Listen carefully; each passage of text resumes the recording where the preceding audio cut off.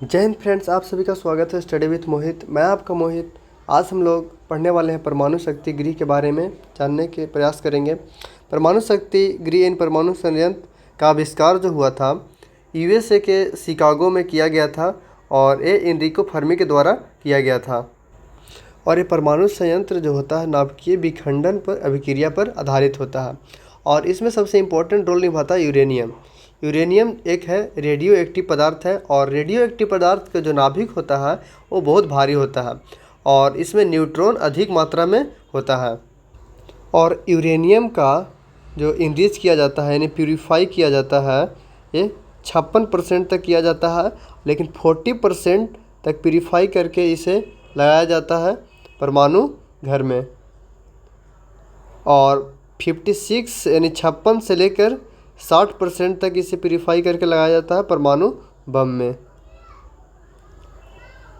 और ये यूरेनियम का उपयोग जो किया जाता है इसे ईंधन के रूप में किया जाता है। परमाणु घर में यूरेनियम का उपयोग जो किया जाता है ईंधन के रूप में किया जाता है और इसे जलाने के लिए यूरेनियम को जलाने के लिए इसे जर्कोनियम का प्रयोग किया जाता है। और जर्कोनियम जो है बिना ऑक्सीजन को ही जलना प्रारंभ कर देता है।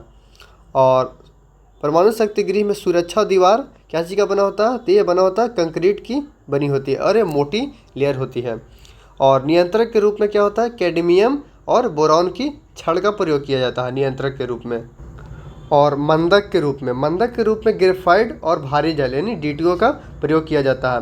और ग्रेफाइट के रूप में प्रयोग किया जाता है जिसे बोलते हैं परमाणु पाइल के रूप में प्रयोग किया जाता है ग्रेफाइट। और भारी जल का किस रूप में प्रयोग किया जाता है? स्विमिंग पूल के रूप में इसे प्रयोग किया जाता है। ये बहुत ही एग्ज़ामों में पूछा जाता है और पूछा गया है। और ये जो शीतलक के रूप में जो कार्य करता है द्रवित सोडियम है पोटेशियम जो है शीतलक के रूप में कूलेंट के रूप में कार्य करती है। और विस्फोट धीमा हो इसलिए मॉडरेटर का प्रयोग किया जाता है मॉडरेटर। और स्पीड को कम करने के लिए मंदक यानी रिएक्शन को स्पीड को रोकता है। और नियंत्रक जो है यानी रिएक्शन को रोकता है कैडमियम और बोरॉन की छड़। और इसके बचाव के लिए जो है बोरिक एसिड का भी छिड़काव किया जाता है। नेक्स्ट अब बात करते हैं भारत में जो लगे हुए हैं परमाणु बिजली घर कहाँ पे लगे हुए हैं उसको देखते हैं। और ये अक्सर एग्ज़ामों में पूछे जाते हैं, यहाँ से प्रश्न आते हैं। सबसे पहले जो है भारत का पहला जो परमाणु बिजली घर लगाया था तारापुर यानी महाराष्ट्र में 1969 में लगाया गया था और ये यूएसए के सहयोग से लगाया गया था। और ये जो संयंत्र तारापुर में लगाया गया था अमेरिका और अंतर्राष्ट्रीय परमाणु ऊर्जा एजेंसी के बीच एक समझौता के तहत इसे लगाया गया था तारापुर में 1969 में। नेक्स्ट है रावट भाटा यानी कोटा में है। ये राजस्थान में इसे राणा प्रताप रिएक्टर भी कहा जाता है। और ये रिएक्टर 1973 में यानी दिसंबर 1973 में ये लगाया गया था। और ये 100 मेगावाट बिजली को इसे स्थापित करने की क्षमता है। और इसका जो है संयंत्र के मालिक और संचालक जो है भारतीय परमाणु ऊर्जा निगम यानी इसका हो जाएगा NPCIL इसका मालिक हो जाएगा। नेक्स्ट आते हैं कुड़नकुलम जो है तमिलनाडु में पड़ता है और ये सबसे आधुनिक है यानी नया है। ये रसिया के सहयोग से लगाया गया है। और ये कुड़नकुलम जो है परमाणु ऊर्जा केंद्र भारत का सबसे बड़ा विद्युत संयंत्र है। और ये तमिलनाडु के तिरुनेलवेली जिसके ज़िले के कुड़नकुलम गांव में स्थित है। और इसे पावर प्लांट ने साल 2013 में काम करना शुरू कर दिया था। ये 2013 में काम करना शुरू कर दिया था और रूस की मदद से ये लगाया गया था। और इसका जो क्षमता है 2000 मेगावाट इसकी बिजली की क्षमता है, बिजली पैदा करता है। नेक्स्ट बात करते हैं